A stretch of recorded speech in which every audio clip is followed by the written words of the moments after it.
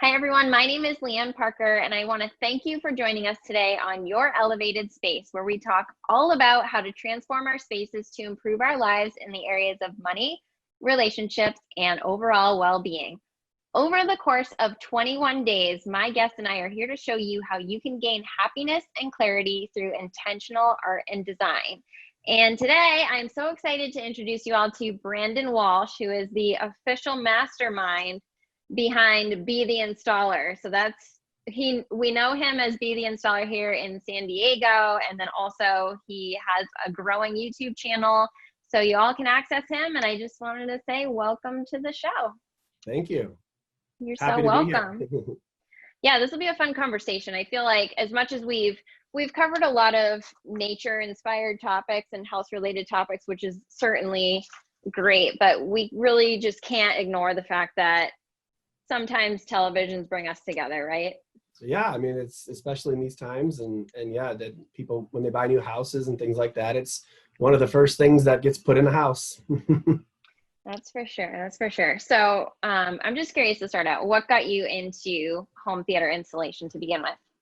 Well, I have a construction background, and then I was in sales, and when I was in college, worked in some of the retail stores doing TVs and home theater stuff, and it just kind of brought it together for me. So when I started my own business, it just kind of came naturally to me, and people found the information useful, and a lot of people have pushed me toward sharing that online and through social media, and that has been a blessing in disguise. I'm really excited to be part of this, and YouTube and things that I do online. So pretty stoked about it. I love that. That's so good. So I know that you also do smart product installations. Can you tell us a little bit more about what that means?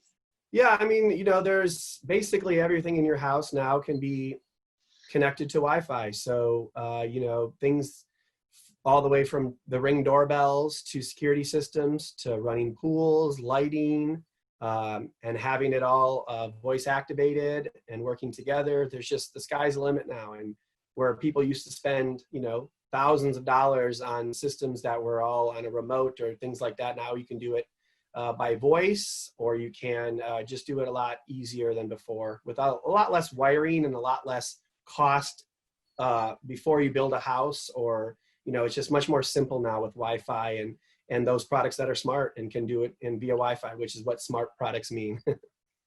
Okay, no, that's good. Do you think that is it easier essentially to tackle that while the home's being built, or is it still possible after it's been built? Well, a lot of the stuff now can be done after the build, yes. So it's much less important to have your house wired with low voltage wiring throughout. So now, 10 years ago, a lot of people spent a lot of money to get things wired ahead of time. It's still good to have your basic speakers. If you have a house or you're building a house, to put like a basic package where the builder will say, you want to put 5 speakers in this room, but you don't need to be wiring them with like touch pads everywhere, because most people can run everything off of like an iPad now, where they ran it off of like little individual like iPads in each room that were thousands of dollars. I mean, now you can literally, kids will sit there and fight over who's turning on what thing, and it's pretty funny, and it's a lot less expensive than it used to be, and you can spend that same money or less on really expanding your speakers, Sonos systems, and just having a lot more fun with products that are interactive and just a lot easier to use. That's great. So what would you say, this isn't always necessary, but what are the major reasons why people would outsource this type of thing and hire somebody like you versus doing it on their own? Well, I think the main thing is it's a lot of information still. So the learning curve is still there. We all have our specialties, and most people's aren't running, apps on their phone or setting them up anyways. So a lot of times, I'll go out and I'll set up these systems, or I'll help people understand why they need like an additional Wi-Fi versus just what Spectrum or whoever gives you, and so when we expand those systems and then we try to interconnect them, there's still a learning curve to it. Some of the software is a little complicated. And another thing is just time versus money. A lot of people just don't want to spend like their entire weekend trying to set up a Ring doorbell, so they call us and we knock it out, and then kind of resent that it was pretty quick for me to install. Well, you've done But a lot of them, right? So that's yeah, why I it's know. I fast. mean, that's the thing. It's repetition, and that's why you hire anyone to do things, I guess. It's just time versus money and to learn. But what I love about what you're doing now online on your channel is you're making it your mission to empower people to kind of tackle this on their own and giving a lot of advice. Um, so what would you say, do you have like a handful of tools that you recommend that people have to even, let's say they're looking to mount a TV on the wall. Are there certain tools that everyone should know about? Maybe they don't know about. I heard something about fish tape. I have never heard of that. Can you talk Yeah. more about all of this? Yeah. No, I mean, if you have a drill and you have your basic socket and ratchet, drill bits, tape measurer, you can do pretty much what you need. I mean, a lot of the TV mounts come with these little levels to help you level things out, which can be great for like pictures too. So you can throw one of these little like 4-inch levels on top of a picture to make sure it's flat. But yeah, no, that's the basic tools. Fish tape is funny. It's one of those things that you need to run wires in the wall, and it's kind of funny. It's some of the easier installs. If you're just going to run a little cord up the wall, it can be useful for people. But once you start getting into once you start having to use a fish tape too often, it's probably time to call someone like me. But Oh, but okay. yeah, but the pencils, I mean, no, it's just the tools are, drill bit, things like that. Um, Basically what people have at their home are pretty helpful. I've actually had customers and clients of mine that when I have forgotten a tool, they have it. So it comes in, a lot of people have these little things in their house. That's great to know. So I have to ask the age-old question. How high should we hang our TV? Well, I don't know. I mean, you're the interior decorator. No, I know. I mean, there's certain, in a living room, it's different than a bedroom. In a living room, we just try to make it, that you can see it at a good angle, a good viewing angle. You don't want to have it. A lot of people have a tendency to put it way too high, up toward the ceiling, and a lot of people that I try to tell them not to do that, they call us and they say, "I'm sorry, you were right," and they say, "Come back." So we try to make sure we just put it like if you have an entertainment center or something, put it 8 to 10 inches or maybe even a foot up above it, so you can put something on there. If it's over a fireplace, it can be anywhere from a few inches to 6 or 8 inches. I try not to go over like 6 or 8 inches above a fireplace because it starts to waste a lot of that space below, and that's where you want to keep your eyes as low as possible. And in a bedroom, you can put it a little higher because when you're laying back, you have the ability to kind of look up. So that's more of just a personal preference. And then when it comes to things like some of these new TVs, like the Samsung Frame, where that's more of an art piece as well, then it comes to where I would ask you, how high should I hang it? And I think a lot of people say, kind of eye level, or so that you can kind of, it's a natural eye level when you walk into a room. So, but yeah, it does make a difference, but it's eye level when you're sitting, just make sure it's at a good viewing angle for whoever's watching it. That's great. What are your tips and tricks around hiding cords? Well, hiding cords is one of the things that people ask us to do the most. I mean, people will either just say, "I don't care," or "I really do care." So if you have cords that you can't hide, I have seen a couple cool things where people will put like lights around them and make it like decorative, or they'll put like kind of like a vine around it and make it look like it's part of it's kind of interesting. I don't know if it's too tacky, but if you can, it's great to run them in the wall. I mean, adding a power outlet is very important behind a TV. And if you just have a power outlet behind the TV, or if it's like if you're remodeling your home, or if you're moving into a new home, a lot of them have power outlets kind of where the TVs will go. And then you really just need the smart TV. That's a great way to just solve that problem, is just to not use cable and just to run things off of streaming apps, whether it's just Netflix, or even like Spectrum has its own app now where you can watch everything on that alone without a device. You can just watch it on Samsung TVs or Roku's, Apple TVs, things like that. So the less device, the better. And if you can, try to just get an electrician to put a power outlet where that TV is going to go. That'll help you out. That's great. I know that one of your main focuses lately has been to help people to save quite a bit of money on their cable services. And I'm sure a lot more people have done this and are doing it, but there's definitely a lot of you out there that haven't yet. So can you share with us, some of us being in the UK and some of us being here in the US, so, some of the services will overlap, like I think Amazon, Netflix, probably YouTube. Forgive me if I'm missing any. I know you folks have a lot of that, other options there, but what is your advice around, quitting cable and what the best options are out there for us right now?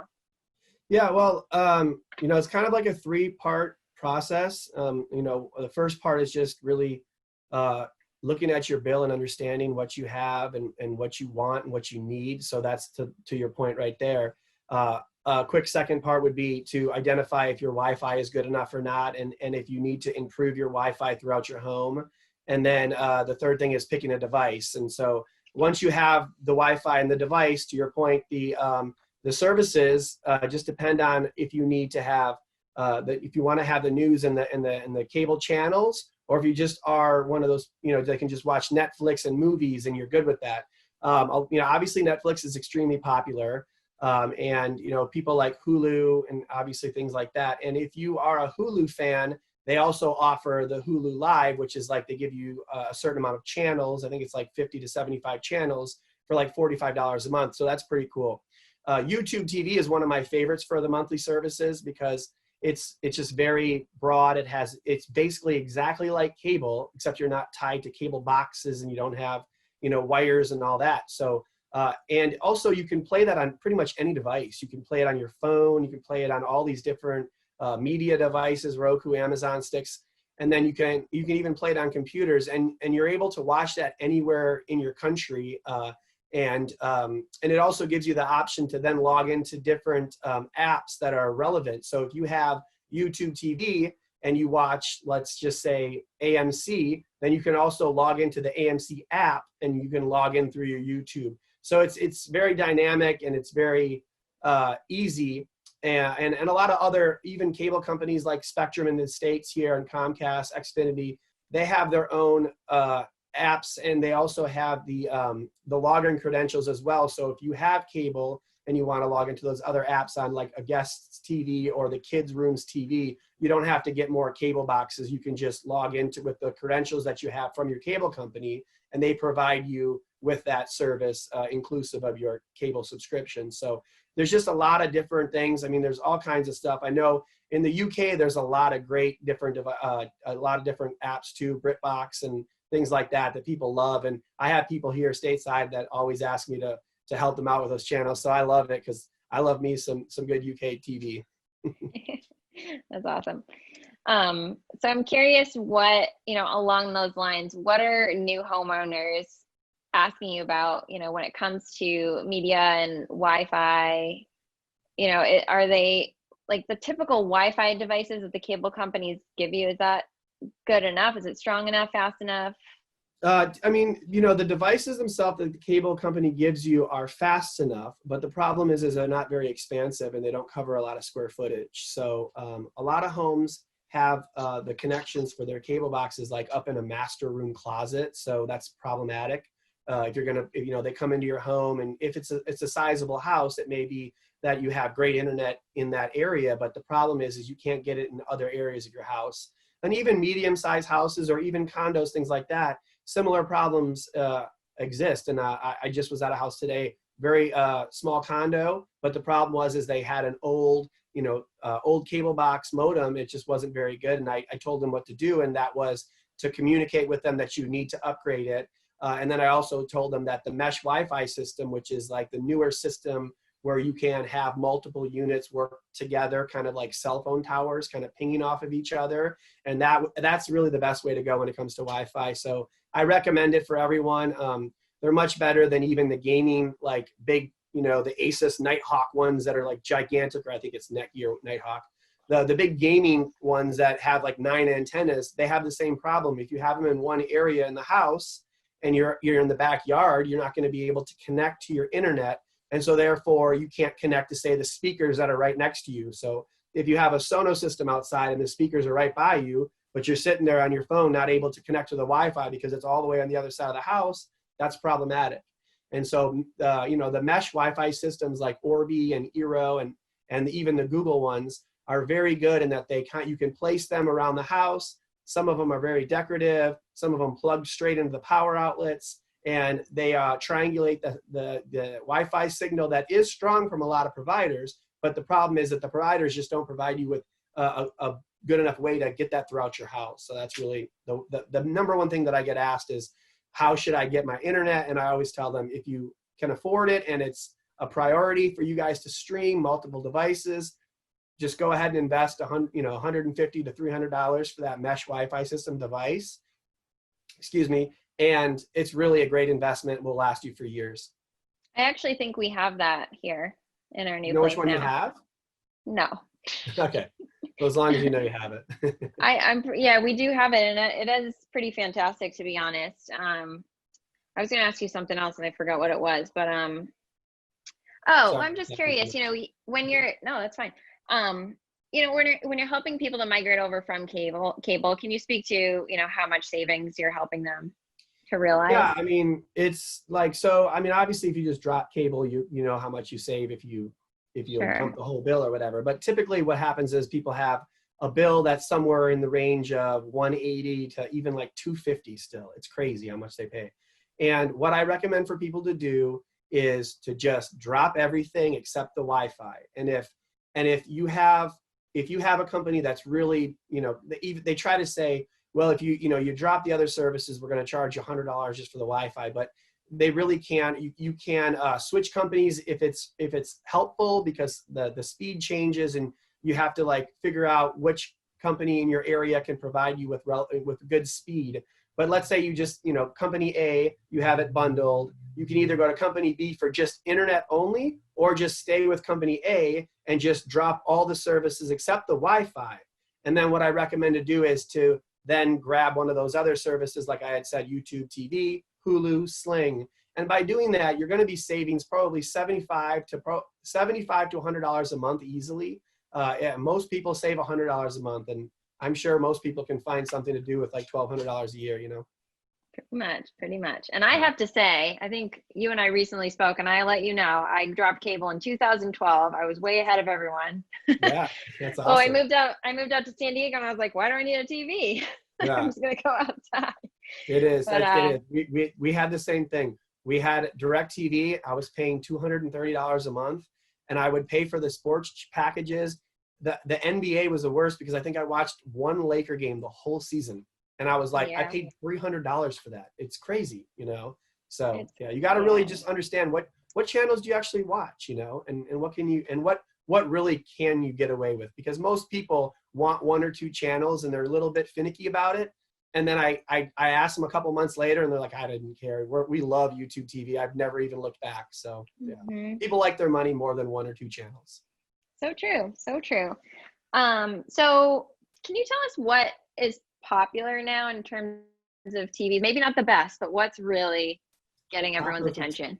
For TV brands? Yeah, or just, models. Yeah. No problem. I mean, I could go on for days about this, but Okay. you cut me off when you're bored of it. But yeah, I mean, for the low end, first I'll start with the low end TVs. That it's not really low end in quality anymore. They're actually pretty decent. But there's a company, TCL, which is a very it's a great little TV. It has a Roku device built into it, and so a Roku is a very basic device that gives you the apps in a very uniform method. And so if you were to plug in a couple TVs throughout the house, they start off as low as like $150, $200 for a good sized TV, upwards like 49, 50-inch TV. If you're going to go a little higher than that, there's a lot of good Samsung TVs in the $500 to $1,000 range. I like Samsungs and Sonys. And if you're going to go a little higher than that yet, the OLED TVs are great. Sony and LG both make TVs. They're pretty, they're a little more pricey, but they have fantastic pictures. So I recommend those on the high end. I really like Sony. I just did a video on this Sony, a really nice Sony Masterclass TV. It's phenomenal. It's got a brilliant picture. And we, we're looking at some of the things about 4K versus 8K.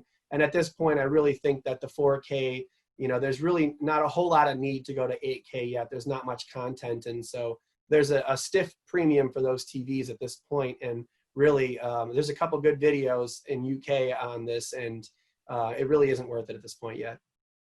That's good to know. So eventually down the line, what's going to be the draw for the 8K? I don't know. I We mean, don't it know depends yet. on what people Okay. shoot in. You know, what are you going to shoot in 8K? When are people going to make movies in 8K? So, I mean, at this point right now, I mean, it's people that are making these videos to show 8K. It's hard for them to find footage to show on the TVs. And it's like, we went through this with 4K even. And, I think at some point the technology will catch up. But, if I was to buy a TV this year, hint, hint, maybe I'm going to do a video on this. Maybe I would still buy a 4K. Okay, yeah. So which one? I've heard news around the block about the AG9. Is that Yeah, what it's that's the called? Sony. Yeah, that is the Sony TV I was talking about. Okay. That is, it's I think it's the A9G Sony TV. Yeah, Oh, it's see. Masterclass. It's fine. I think I called this wrong numbers. It's not a big deal. But that is a very nice OLED TV. I just installed a 77-inch TV. Have it on video if you want to check it out on YouTube. It's on there, and it's a really cool TV. It's got a little bit of a reflective screen, so if you're in a bright room, it's not always great for OLED TVs because they're not quite as bright as QLED TVs. So if you're in a really, really bright room with a lot of reflection, that's where the Samsung QLEDs come in because they're backlit and can get much brighter.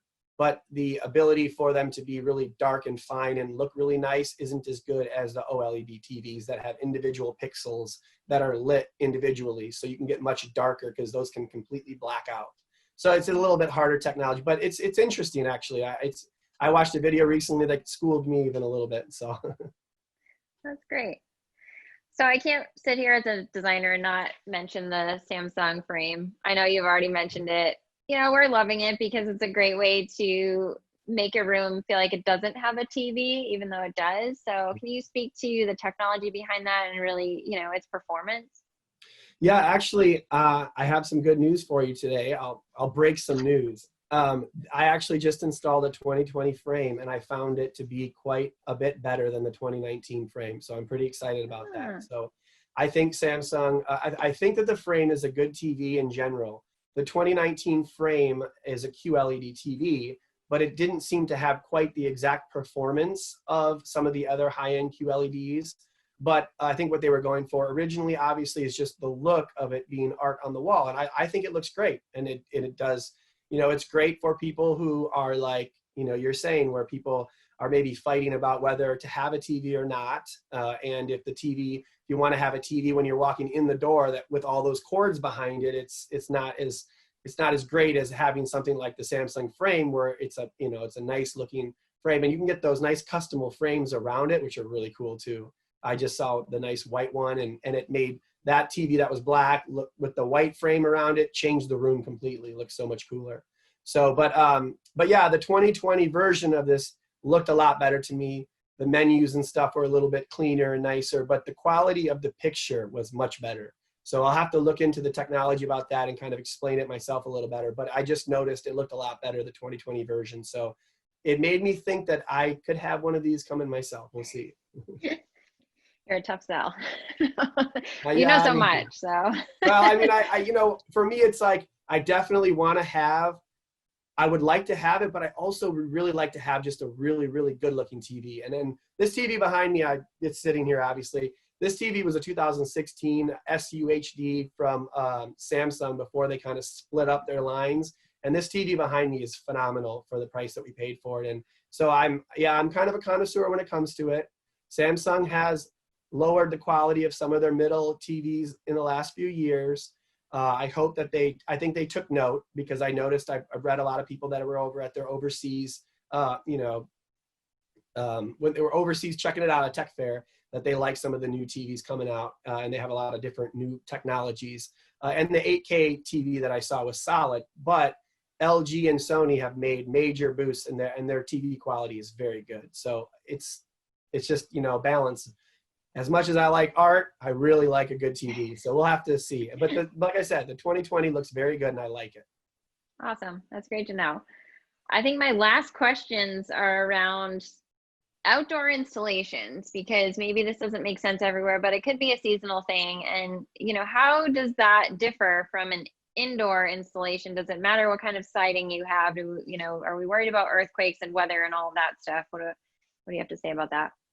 Well, yeah, outdoor TVs are very popular in California specifically. I mean, that's where we live, and it's very popular out here. I do recommend people put them, under the, under, so they have an overhang. It's helpful, or under a covered patio. I don't necessarily recommend people buy outdoor TVs. I mean, if you live in an area that is, hot, cold, and you have very bad winters, you can get one of the TVs that has a little bit more protection, or a lot of people will take it off for the winter and put it inside. But I do recommend just getting more of a straightforward, a basic TV, and putting it on an arm mount or a flat mount, whatever you prefer. And then there's a lot of these nice vinyl covers that they make on Amazon where you can buy and just cover it right up. It's waterproof and protects it. So that's my best recommendation. The TVs, in any instance, TV mounts are very safe. They all have safety mechanisms that will not let your TV fall. So when it's mounted on the wall, it will not fall. When it's on a stand, it's more likely that it could. So yeah, it's definitely safer on the wall. It's one of the selling points to installing TVs. But no, outdoor TVs and speakers can come under the conditions, and they can get a little rusted. Even outdoor speakers can get rusty if they're left out there.